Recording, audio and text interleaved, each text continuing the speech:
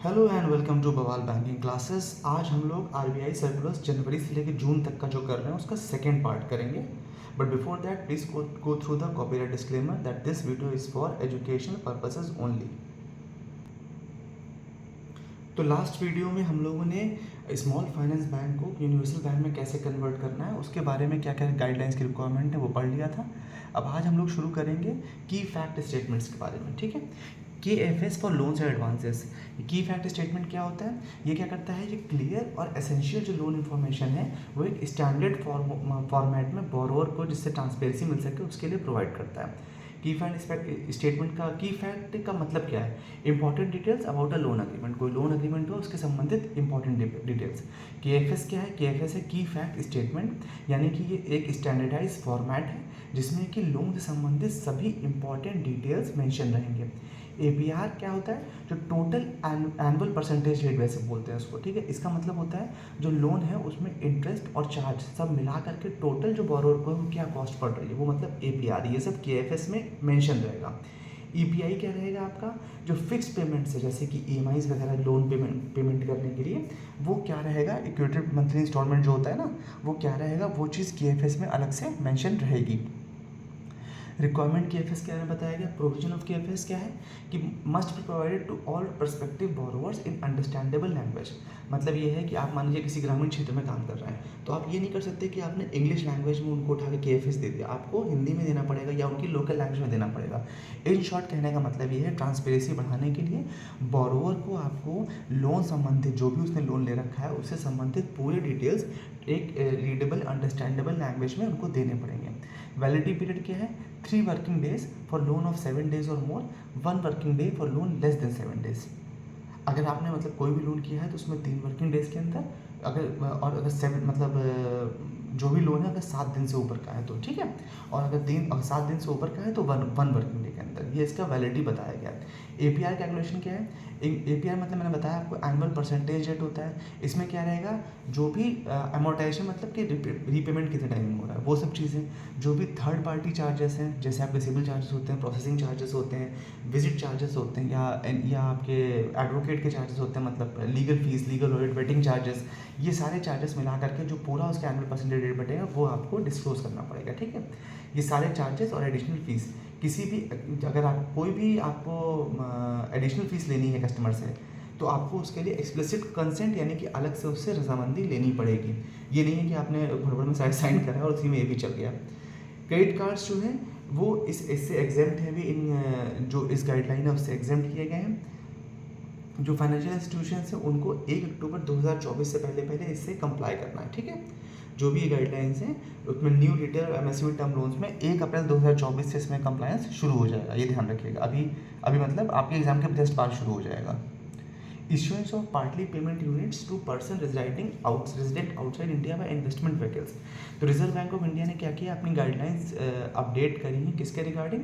Partly paid units जो AIF होते हैं, ऑल्टरनेटिव इन्वेस्टमेंट जो फंड होता है जो कि फॉरेन स्टूडेंट्स के लिए को है, उसके लिए उन्होंने पार्टली पेड यूनिट्स में कुछ चेंजेस किए हैं।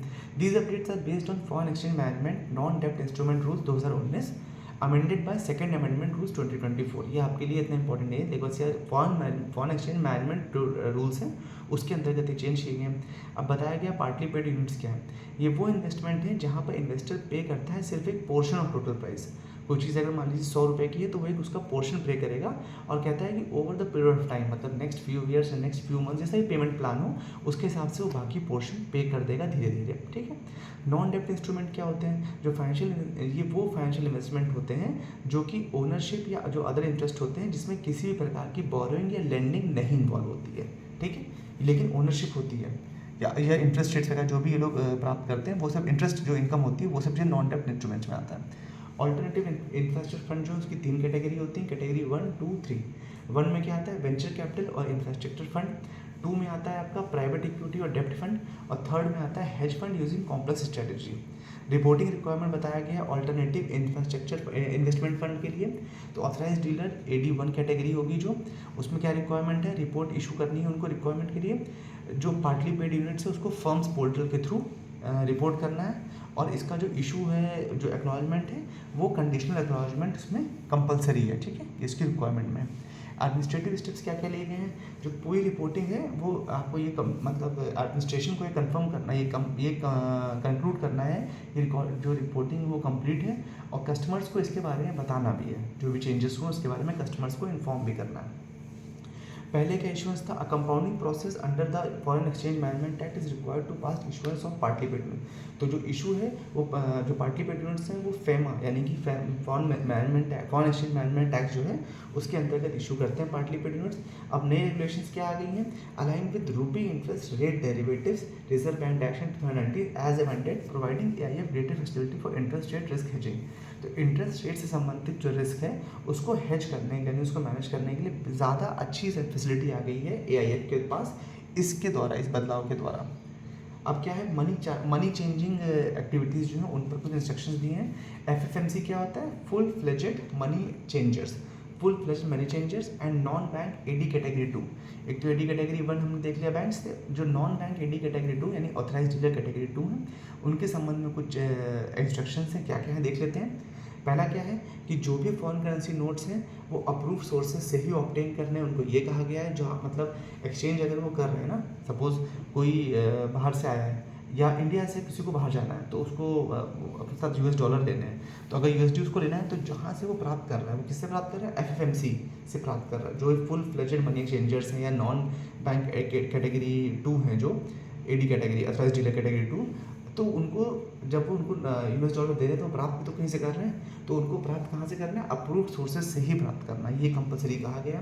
करेंसी मैनेजमेंट जो है वो एक रीजनेबल लेवल पे उनको मेंटेन रखना, बहुत ज़्यादा होल्ड नहीं करेंसी, इसका मतलब मेन से ये है कि बहुत ज़्यादा करेंसी होल्ड नहीं करनी है अपने पास, किसको, FFMC को।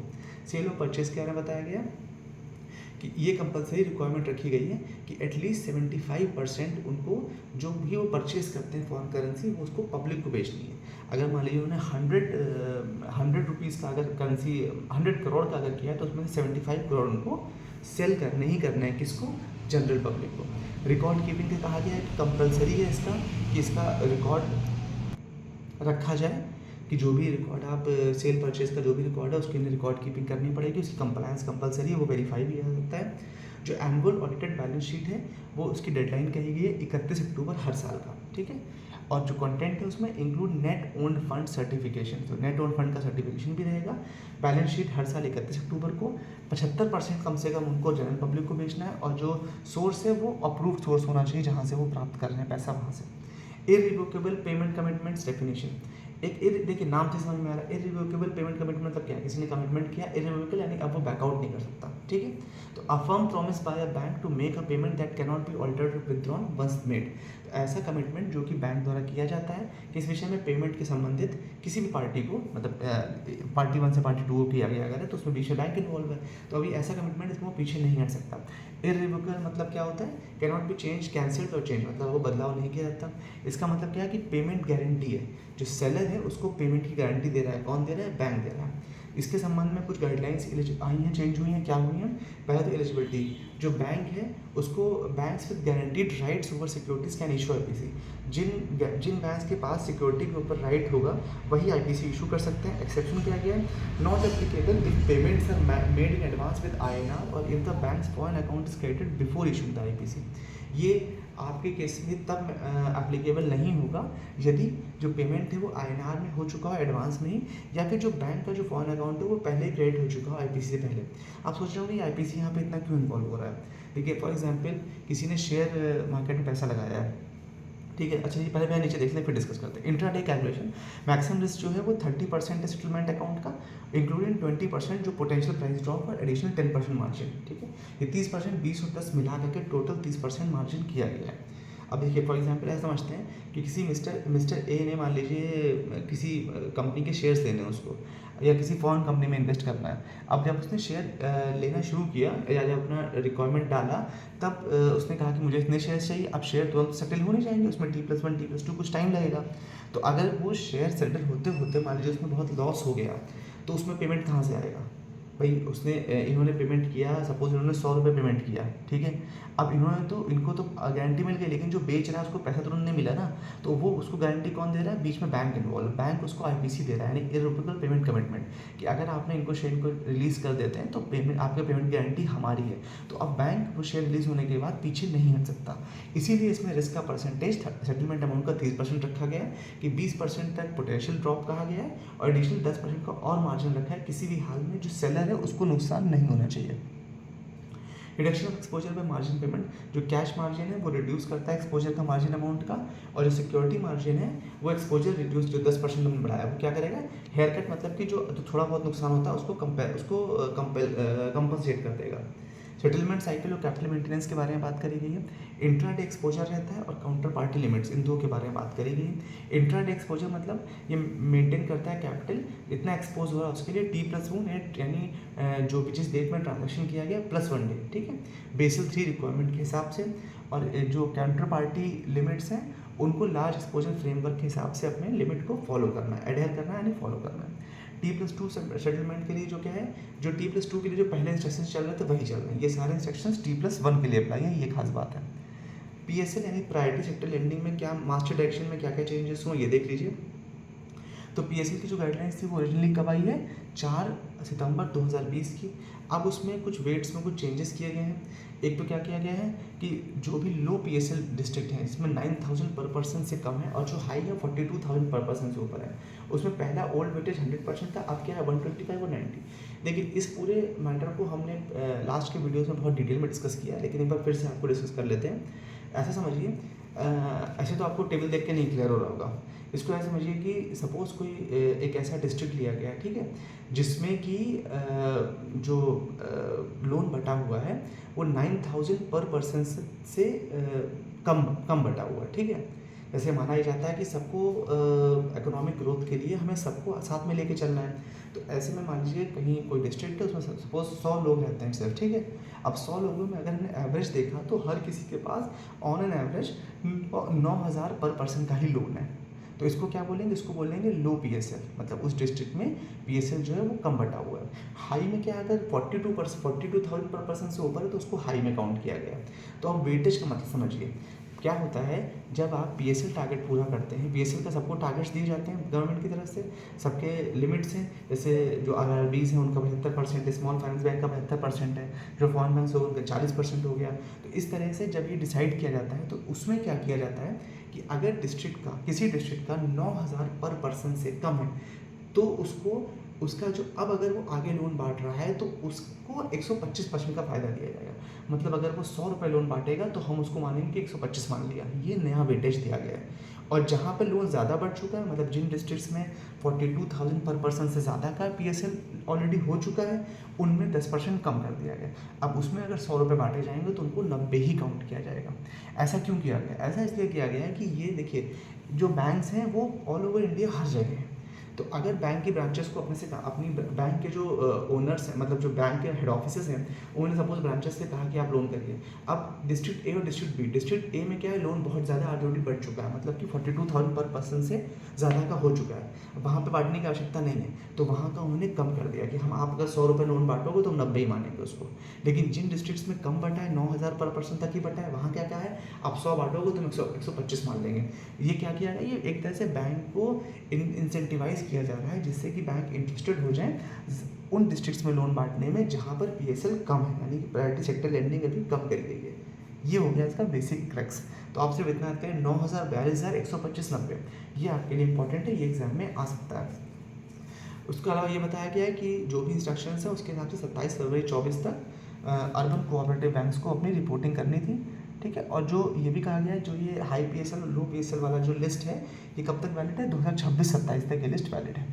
International trade settlement in Indian rupee, opening of additional current accounts for trade transaction. तो RBI ने कुछ रूल्स अपडेट किए हैं किसमें, इंटरनेशनल ट्रेड संबंधित। पहले रूल क्या था कि बैंक जो है वो सिर्फ और सिर्फ स्पेशल रूपी वोस्टर अकाउंट खोल सकते हैं एक्सपोर्ट ट्रांजेक्शन के लिए। नया रूल क्या है कि बैंक अब एडिशनल स्पेशल करंट अकाउंट भी खोल सकते हैं एक्सपोर्ट और इम्पोर्ट दोनों के लिए। पहले सिर्फ एक्सपोर्ट था, अब एक्सपोर्ट और इम्पोर्ट दोनों के लिए खोल सकते हैं।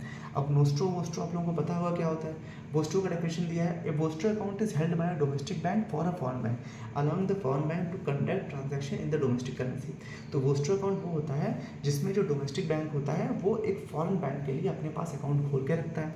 आप ये समझिए, अगर इंडिया का नोस्ट्रो है तो वहाँ का वोस्ट्रो हो जाएगा फॉरेन का, और फॉरेन का वोस्ट्रो तो यहाँ का नोस्ट्रो हो जाएगा। ऐसा ऐसा रिलेशन होता है। इसको हम किसी वीडियो में अलग से डिस्कस करेंगे, तो आपको बहुत बहुत इंटरेस्टिंग टॉपिक है ये। तो वोस्ट्रो अकाउंट क्या हो गया, बेसिकली एक डोमेस्टिक बैंक यानी इंडियन बैंक हमारे केस में जो घरेलू बैंक है वो रहेगा, फॉरेन बैंक का एक अपने वहाँ ब्रांच खोल के रखेगा। ठीक है, ये अलाउ करता है फॉरेन बैंक को कि वो अपने ट्रांजैक्शन डोमेस्टिक करेंसी यानी कि इन केस ऑफ इंडिया वो इंडियन करेंसी में अपने ट्रांजैक्शन कर सकें। इसका पर्पस होता है बेसिकली इंटरनेशनल ट्रेड को फैसिलिटेट करना यानी हेल्प करना, करेंसी एक्सचेंज में ईजीनेस लाना और बैंकिंग रिलेशनशिप को बढ़ावा देना, ये है। ठीक है, अब ये जो एक एग्जाम्पल दिया है कि सपोज क्या है, एक फॉरेन बैंक ए है और एक डोमेस्टिक बैंक बी है। तो फॉरेन बैंक ए जो है उसकी वो कहाँ है, यूएसए में है, तो उसका वोस्ट्रो अकाउंट है, उसकी करेंसी क्या है, आईएनआर है। और जो डोमेस्टिक बैंक बी है उसने उसका वोस्ट्रो बैंक अपने यहाँ खोल रखा है, किस करेंसी में, आईएनआर में। तो कुल मिला के वोस्ट्रो बैंक हमने फॉरेन बैंक का अकाउंट अपने इंडियन बैंक ने अपने यहाँ अकाउंट खोल रखा है और आईएनआर में डील कर रहा है। ठीक है, तो इसमें क्या हो गया, फॉरेन बैंक जो ए है वो इस वोस्ट्रो अकाउंट जो उसने इंडिया में खोल रखा है बैंक बी के अंदर में, उसको आईएनआर ट्रांजैक्शंस के लिए यूज़ करेगा। इंडिया में जो भी वो आईएनआर ट्रांजैक्शंस करेगा उसके लिए, एक तरह से उसका लोकल बैंक हो गया ये। Exim bank of India, nostro जो है उसका बिल्कुल उल्टा हो जाता है। Exim bank of India provides 23.37 million loan to Guyana for aircraft purchase. ये न्यूज़ है, ये भी हमने पहले डिस्कस करी हुई है कि एक्सिम बैंक जो है उसने अपना एलओसी यानी लाइन ऑफ क्रेडिट दिया है 23.37 मिलियन का, किसको, गुआना को। देखिए लाइन ऑफ क्रेडिट क्या होता है, लोन अलग है, लाइन ऑफ क्रेडिट अलग है। लोन जनरली क्या होता है कि हमने एक देश में दूसरे देश को लोन दे दिया और कहा अपने हिसाब से यूज़ करिए। लाइन ऑफ क्रेडिट क्या होता है कि हम तुमसे हम ही पैसे दे रहे हो, कह रहे हैं हमारी वहाँ से मान ले लो।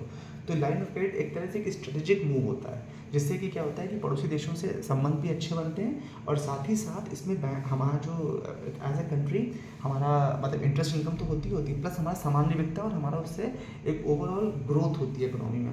तो इस केस में क्या किया गया है कि 23.37 मिलियन का लोन गुआना को दिया गया है, किस लिए, एयरक्राफ्ट लेने के लिए। अब ये क्या कर रहे हैं, गुआना ने 228201 हिंदुस्तान HAL यानी हिंदुस्तान एयरनॉटिक्स लिमिटेड जो है उसके 2 एयरक्राफ्ट दिए हैं। इसमें ये कहा गया है कि ये 75% जो है वो इंडियन गुड्स के लिए यूज़ कर सकते हैं, 25% फॉरेन गुड्स के लिए। मतलब आउट ऑफ 23.37 मिलियन जो दिया गया है लाइन ऑफ क्रेडिट, उसमें से एटलीस्ट 75% जो अमाउंट है उसका इन्हें परचेज कहाँ से करना है, इंडिया से ही करना है, इंडियन से ही गुड्स से लेना है, और बाकी 25% का कहीं और से ले सकते हैं। डिसबर्समेंट की डेट बताई गई है 8 अप्रैल 2024 और टोटल 48 महीनों में ये पूरा डिसबर्समेंट हो जाएगा, कितना, 23.37 का। गुआना याद कर लीजिएगा बस, ठीक है, गुआना और हिंदुस्तान एयरक्राफ्ट और 2 दिए जाए 23.37 का, ये लाइन ऑफ क्रेडिट है। लाइन ऑफ क्रेडिट लोन में मैंने डिफरेंस आपको बता दिया है। अब आरबीआई ने जो इंटरेस्ट रेट ऑफ डिपॉजिट है 2016 के डायरेक्शंस थे, उसमें कुछ मास्टर डायरेक्शन में अमेंडमेंट्स किए हैं। क्या क्या किए हैं आपने नोटिस किया होगा कि इस पूरे वीडियो में ज़्यादातर हम लोगों ने मास्टर डायरेक्शन में अमेंडमेंट की ही बात करी है, क्योंकि जनवरी से जून तक हम डिस्कस कर रहे हैं और ये आपके एग्जाम पॉइंट ऑफ व्यू से इंपॉर्टेंट है। बाकी तो देखा जाए तो अप्रैल से भी अगर आप कवर करेंगे तो वो सफिशियंट होगा, अदरवाइज जुलाई से भी काफ़ी होगा।